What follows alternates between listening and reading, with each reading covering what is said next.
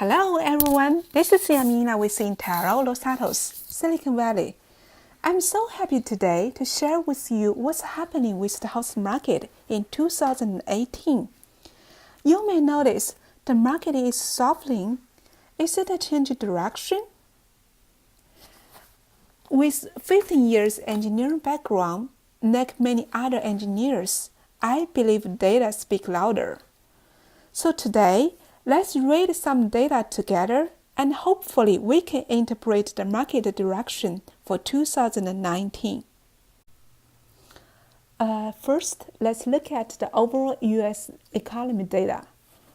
Either from GDP, from job market, and consumer market, U.S. economy is vigorous and strong. 2019 should be solid too.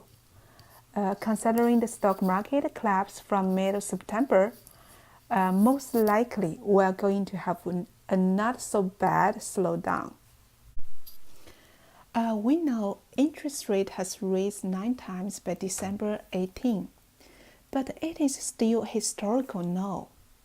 Looking at this chart, you should not feel surprised when some sellers told you the interest rate was 9% when they bought a house. Definitely they experienced numerous refinance afterwards. So here comes the question. If the interest rate goes up to 6%, will people buy houses? I think the answer is yes, if they can afford. We know houses are expensive here. While housing, like food, like clothing, is the first primary and basic needs of a human being. Do you agree? We have 750,000 technical workers in 2017. This number should be bigger now. Thanks to them, we are creating the highest GDP per capita in the world. Both GDP growth and employment growth outperformed other parts of the world. It is double the other parts of the United States. We should be proud of ourselves, right? Besides those big companies, with 85% of venture capital based here, we have startup companies. They are creating a lot of super crazy rich guys every year.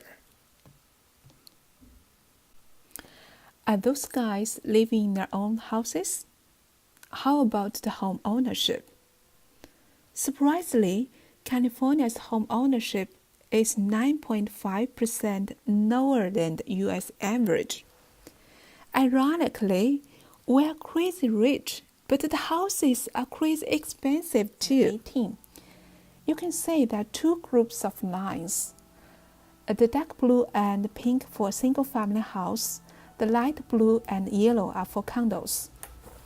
The blue lines is the house number that went into contract. We say pending or contingent sale every day, every month. We call it the month. The pink and yellow lines are the houses on market available for sale. We call it supply. Let's look at the condo lines first. The yellow lines, we call it supply lines, almost always below the blue lines. We say supply line. That is why we say new construction always in shortage. For single-family houses, most of the time the supply and demand lines crossed each other seasonally, except 2017. The purple line, we said demand line or purchase line, was always higher than the dark blue line, which is supply line. So this is the hottest year. Then we come to the 2018. We know that after April, the house market is a little bit softened only because there's more supplies on the market than the house has been sold. Here we have the similar chart of San Mateo County. Now let's see how the supply and demand lines were traveling in 2018. Like several other years, the supply line, which is the blue line, had crossed the purchase purple line from May to June. Normally, the purchase line, which is the purple line, should have crossed the supply line by October and November.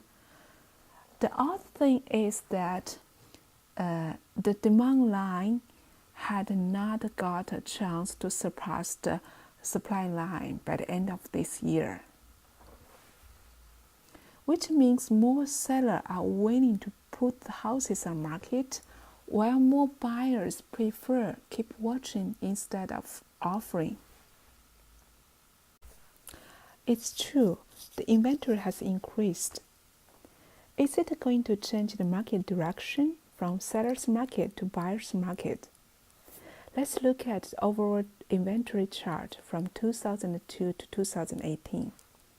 For Santa Clara, we know the inventory has increased to around 1,600 in 2018, but still was much lower than 2014 and the years before, which were well above 2,000 houses on market.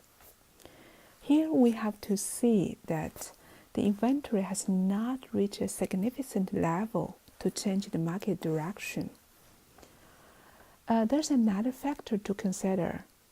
It's the net inflow technical people. So we have reviewed before, there was 58,000 people in 2017. They still have the ability to absorb the inventory. If you are actively running into open houses, you will agree with me from the traffic level. We can hardly deny Silicon Valley has a very strong house market due to the increasing demand with more people coming to this area and the short supply which will continue existing for coming 20 years. We are hearing more and more voices about recession. So let's face the reality. The survey shows we have a great chance to get an economic recession around 2020. But recession is not equals to house crisis. Here we have data from the last 6 sessions. Among 5 of them, house value had increased during recessions. Only the last one, which triggered by house market crisis from mortgage risks like zero down payment. Thanks to Obama government, this has been corrected by amended lending law in 2009. Owners have difficulties to pay for the house.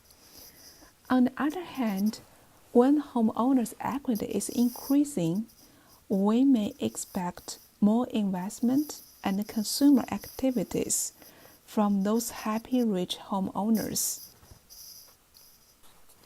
Thank you so much for reading and review those data together. I hope you like them. If you are interested with more market information, please feel free to call me, text me, or email me anytime. Yamina is always on the top of the house market, and she will keep watching the market for you. I wish you a fruitful, successful, prosperous 2019.